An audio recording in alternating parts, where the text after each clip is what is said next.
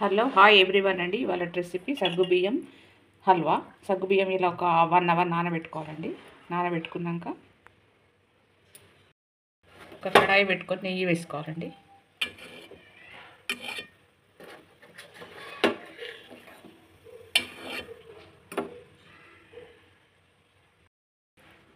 నెయ్యి వేడెక్కాక ఈ సగ్గుబియ్యం నానబెట్టుకుని ఇందులో ఫ్రై చేసుకోవాలండి. నెయ్యిలో ఒక 5 మినిట్స్ ఫ్రై చేసుకోవాలి.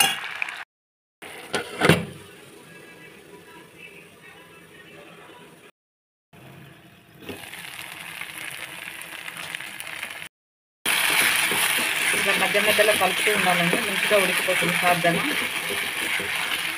తొందరగా ఉడుకుతుంది. 1 అవర్ నానబెట్టాను కాబట్టి.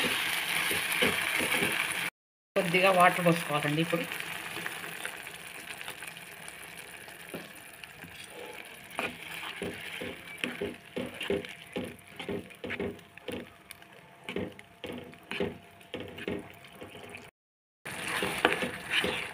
ఉడికిపోయాయండి సగ్గుబియ్యం.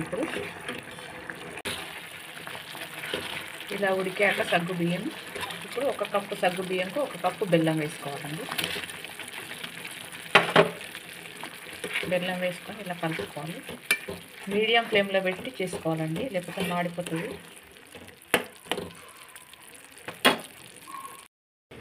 మీకు ఇష్టం ఉన్న డ్రై ఫ్రూట్స్ వేసుకోవచ్చండి. నేను ఎండు కొబ్బరి కిస్మిస్లు వేసుకున్నాను. ఇప్పుడు వేసుకోవాలి.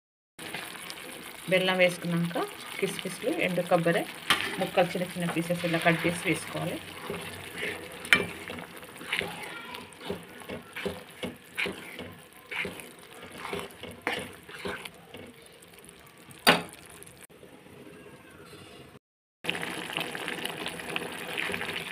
ఇలా మీడియం ఫ్లేమ్లో పెట్టి కలుపుకోవాలండి.